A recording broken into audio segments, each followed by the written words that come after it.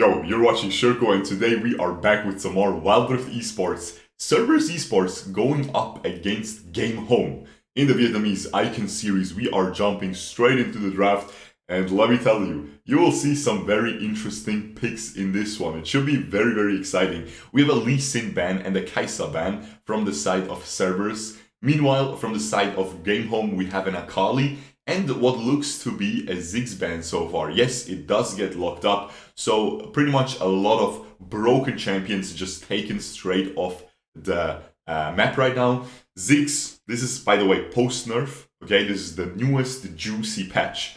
And Ziggs, already nerfed, but he is still absolutely insane. We have a Diana first pick, actually, which is extremely interesting. We haven't seen that every single game, but some teams really like this Diana. Of course, she is insanely strong. But yeah, that of course allows the enemies to take away Camille and Fiora instantly. Now, why do they do that? Because these two are the two strongest Baron laners that are still remaining after that Akali is banned out. So taking them both, putting that Fiora in the Baron lane and putting that Camille in the jungle is a very masterful move here. Meanwhile, Olaf and Seraphine get picked up. We'll see if the Seraphine goes into the support or into the mid lane position. And this is why we're making this video, the Twisted Fate pick. Now, this is a pick that works extremely well with a Camille. You just gank with Camille and Twisted Fate together and nobody can escape. It is absolutely insane. It is used a lot in PC League of Legends Esports. And yeah, Twisted Fate, not the best champion right now, but we'll see if Game Home can utilize him properly. Corki gets picked up as well, Ezreal and Gragas as two last picks for Cerberus, and Game Home picks Janna for their support. Now let's just jump in straight into this game. Oh, this should be a good one, man. We haven't seen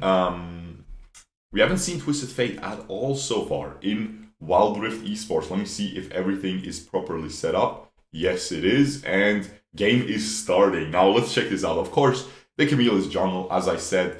Fiora can jungle extremely well, but Fiora is also the best Baron laner in terms of 1v1 potential, in terms of laning. So yeah, you definitely want her to be in that Baron lane, unless you're me, you know, and hate Baron lane, and then you play her jungle. Which, yeah, the Janna tries to steal the red buff, very cheeky with a tornado there. Level 1 tornado is gonna hurt her laning phase right now though.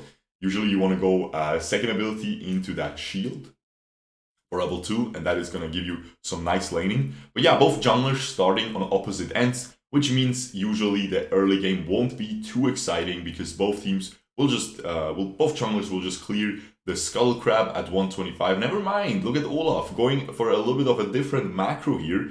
He goes into the mid lane, and he seems to want to stay on this bottom side of the map. Yeah, he does. So he wants to duel that Camille. He predicted that she would be starting on the red buff, and he really wants to duel her. And look at this Camille. Look at the minimap. It's all about the minimap right now, guys. Don't even look at this Gragas versus Fiora. That doesn't matter. They're just duking it out a little bit. They're duking it out a lot. But again, Camille wants to avoid the Olaf and just instantly goes for the bottom Scuttle Crab. However, Olaf realizes that and instantly just goes for the blue buff along with his Seraphine. And because this Janna was going for a tornado early game, her and the Corki were losing the lane priority a little bit because she can't poke and she can't really do much. So the Seraphine can just move into the jungle and they're chilling. Now Olaf is trying to make his way as fast as possible to this blue buff, but I don't think he will get it. So in the end, it is just complete buff trade for both teams, and it is a completely even game right now. Both junglers pretty happy about this. Well, not really. Olaf is not happy. The Camille is extremely happy that she got off. Yeah, she got off completely for free right there with that blue buff trade. Usually, again, Camille, really weak early game. Oh my god, hold up, man. I was looking at the minimap. That is a huge mistake. He just gets popped by the Seraphine. Wow. She has that ignite as well. I guess huge mistake. He has flash. He has barrier. No way you should die there. Unbelievable mistake by Corki there. Unbelievable. Very unfortunate for his team there. That is already a huge disadvantage. Now, let's take a look at this mid lane matchup a little bit, right? Diana should be completely destroying the TF. And basically, he's just going to be stuck under tower and just farming. She can hard shove the lane extremely fast. And he can't really combat that too much. He's going for a Lich Bane first item. That is pretty interesting. Skipping the Rod of Ages, it's going to be a very, very squishy Twisted Fate here. And yeah, we'll see if this will bite him in the end, because the enemies do have quite the aggressive team composition here with that Seraphine ult, with that Diana, and with that Olaf just popping ult and running the TF down. It is very dangerous for him. Ooh, this is exactly what I'm talking about though in the draft. You just gank exactly like this, and there is no counter play. Okay, this is what we have seen in League of Legends Esports every single time.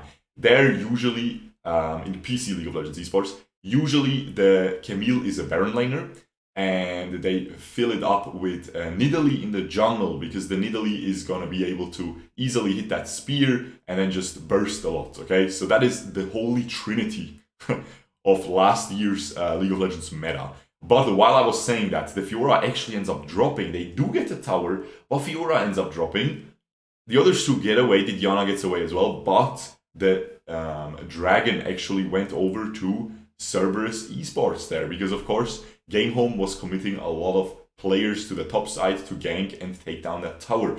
Now again, I think this is a conscious choice. They knew the Dragon would be lost because of that, but they wanted to get this tower, they wanted to get this Fiora ahead, and they knew the Camille, again, is not that strong early game. They don't want to fight this Dragon fight. Diana has a fat ult. You know, Twisted Fate ult is for the rotations, for the ganks, not for a team fight.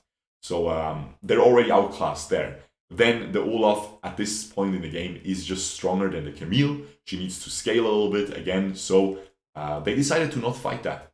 I think it's a very good choice. And also, the Janna against the Seraphine ult. Seraphine ult is really powerful at this stage of the game. It's always powerful for these team fights, so a very dangerous team. So I really think Game Home, we might see a beautiful macro game here, because Game Home will probably just play macro.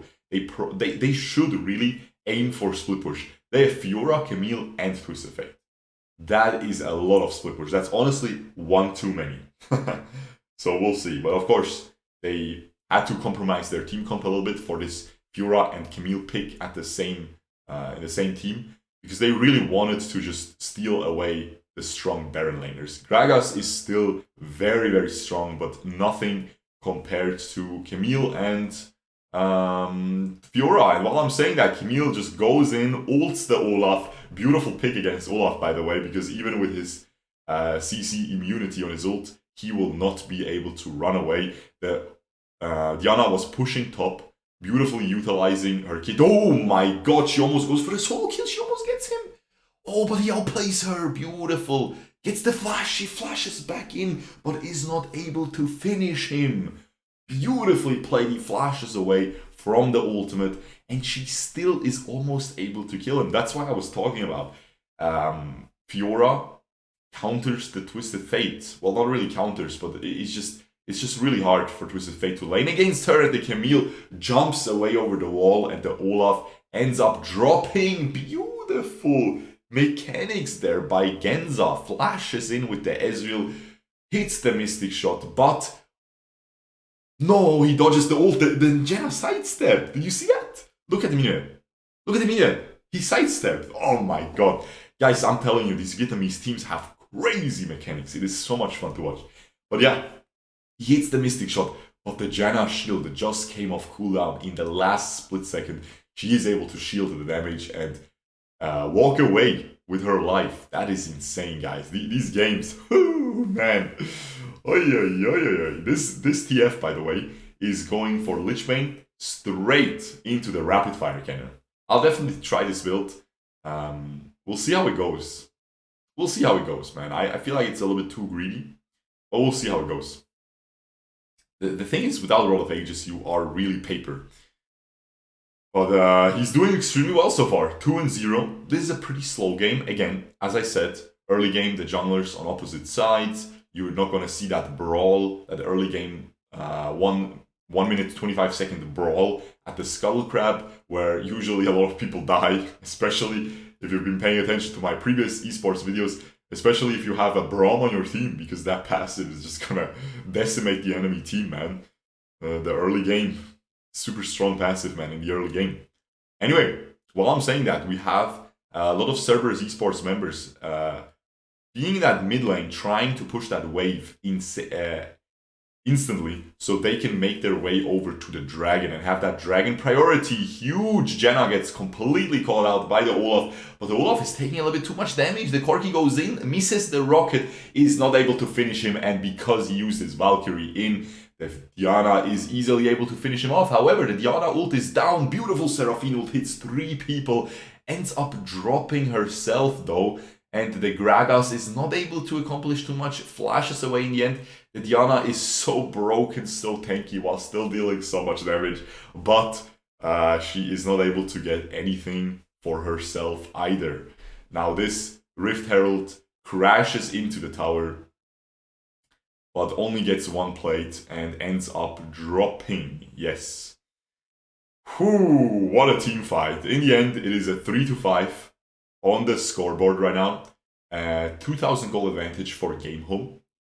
Still only that first Baron lane tower down. Okay, the mid lane tower is almost down, so Game Home, again, doing very well here, utilizing that Rift Herald extremely well. And the Jenna actually going for first item Ardent Sensor after the nerf. The reason why she's doing that is because she has a Fiora, a Camille, a Corki, and a TF, which all benefit. But while I'm saying that, the Ocean Dragon is dropping dangerously low. I think Game Home will secure it. Never mind, the Camille just swooped in and stole it with a beautiful smite. Tries to flash away, is not able to. The Diana actually flashes away from the Fiora Q and gets away with her life. So Cerberus doesn't just steal that. Oh, no, never mind. Game Home got it. I'm so stupid. I'm sorry, guys. Game Home got it. Game Home got the dragon, but Cerberus got 2 kills and they get a mid lane tower. I would say it's worth for Cerberus here. I thought I saw the red member running in, you know, and then the dragon dropped. So I thought he stole it. I believe it was the Olaf running in, but it was the Camille. I don't know, man. I don't know what I was thinking there. It's early in the morning. I apologize, guys. Anyway, let's get back on track here. Let's check out those item builds as always. GA second item on Camille actually. And we have the Manamune Fiora, which isn't actually used a lot. You know? I know a lot of people made a lot of videos about it, saying how broken it is, but I can't really comment on that. I really thought it's broken, but then I never saw anyone build it. Never ever. So I was like, I don't know what's going on with that. I never built it myself, I don't play Fiora. But here, Ton X is building it. And Olaf gets caught completely by the Camille ult. Is an easy one-shot. The Camille, again, beautiful counter to Olaf. Is dropping low. The Seraphine ult misses completely, but by a hair. Now the Olaf goes back in, possessed by the demon. The Seraphine follows suit. Jesus Christ, man, what is going on? Is this Devilman Crybaby or what? Do we need some Itadori Yuji in here to exorcise these evil spirits, or what is going on, man? Jesus Christ, Cerberus. That was some huge inting. And Cerberus, though, still gets that tier 2 bottom lane tower because the Diana was beautifully pushing it. Again, Diana is also a split pusher, guys. If you play Diana in solo queue, make sure to split push a lot. Her passive deals an exorbitant amount of damage on the towers. It is disgusting. And yeah, you gotta abuse that, man. Along with that passive, you gotta abuse that. Now, let's see when they show the scoreboard again. We really want to check out those builds. Again, the Manamune Fiora. I've never seen it in esports. This is the first time I've seen it in esports. I never see it in solo queue either. I've only seen it in videos. The TF actually looking at the Rabadon's death cap, he is super fat. He has most gold in the game, except for that Diana. Diana going for a pretty standard build herself. Ezreal super standard, Seraphine Harmonic Echo, pretty standard as well. The Olaf seems like a troll build with the Black Cleaver into the Death Stance, but this is actually the new meta build on Olaf that everyone uses in esports. Either that or Trinity into Death Stance, but Death Stance is always second item. The Gragas is full tank. This is also at this point very standard. And yeah, other than that, we have Manamune skipped on Corki, and we have that GA, which is interesting, on a Camille second, instead of that Death Stance second that we usually see, or even what we see often nowadays is Sunfire Aegis second and then a Death Stance on the Camille for that huge cooldown reduction. This is something that I really enjoy to do, and a lot of pros do it as well. But in the jungle, of course, it changes the pick a little bit because you're going to be a little bit behind, you're going to have less gold, usually, than the Barret laner, but in this case, this is not the case at all. He's actually ahead of his Fiora. But let's hold that thought for a second here, because the Infernal Drake is alive. Both teams have one Drake. Is the Camille gonna be able to steal this one, or is Cerberus just gonna be able to get it? The Camille goes in, she has ult. Oh, Jesus Christ, no jungler gets it. The Gragas actually secures it, and a huge team fight breaks out. The Diana ult was very decent there, hit a lot of people, but in the end, actually just a complete wipe, almost. Only the Janna staying alive. This honestly looked, I was a little bit confused, as you probably noticed by that commentary. I was thinking Cerberus would lose this fight. Easy little kill there under the tower, gets the ace by the Diana. Honestly, this Diana is playing out of her mind. I have to say, this Diana is really, really making that first pick worth. The Baron buff drops, the Diana is still in the mid lane pushing, she will easily secure this. Look at this passive, man. He just one-taps these towers. It is disgusting, guys. But yeah, this Diana is making that first pick worthwhile, okay? She's really showing how broken this champion is. As I said, when she got buffed, right? And a lot of people still said, yo, we don't see Diana often in solo queue, guys. Shurkou was wrong. Shut your mouth, Tommy, man, you little loser. Seriously, man. Just stop typing, dude. Jesus Christ, man. Disgusting. Anyway, Timmy, man. What a loser, man. No one likes Timmy. It is what it is. Nobody likes him, man. Nobody likes him. The only person that is liked in that family is his mom, man. It is what it is. Anyway, back to topic. We have a pretty huge gold advantage now for Cerberus. A 6,000 gold advantage. Almost 7,000. Pretty much 7,000. And yeah, they have the two strongest dragons in the game. These dragons are nerfed. It is only 6% damage for the Infernal and a couple percentages of move speed for that Cloud Dragon, but still extremely strong dragons. They're still very happy with those. And the enemies, Game Home, has a split pushing team comp. A split pushing team comp tends to be very fast, lose the game very fast once they're behind. Diana ult was terrible, I have to say, only hit the Janna, but the Camille just ends up dropping. Oh, that Seraphine ult hits the Corki and that Twisted Fate, and with that, it is gonna be game over. Beautiful game, man. You really, I didn't expect, I thought Game Home had this. They were really doing extremely well early game. They were doing so well. Look, the camera is mirrored. You can see the buttons are on the left for both players. So yeah, interesting. Anyway, guys, that was a crazy game. I mean, that Diana was just 1v9ing a lot of these fights. Seraphine also clutch ultimates, and yeah, the Twisted Fate was extremely well played though in the early game, especially. He got those kills, he got those assists, he got his side lanes ahead. But in the end, a couple good Diana ults, a couple good Seraphine ults catch the enemy carries, and it is a very simple game for this Cerberus roster. Very nice game, man. I'm telling you, the Vietnamese Icon series just hits different. I'm telling you, look at this, 20,000 damage on that Diana. Extremely well played. Hey, with that being said, we'll wrap this video up. I really hope you guys enjoyed. Make sure to subscribe, ring the notification bell if you want to support the channel, and also if you don't want to miss the upcoming Wild Rift content on this channel, also make sure to leave an algorithmic comment to help the channel out further, and I will see you guys next time. Peace!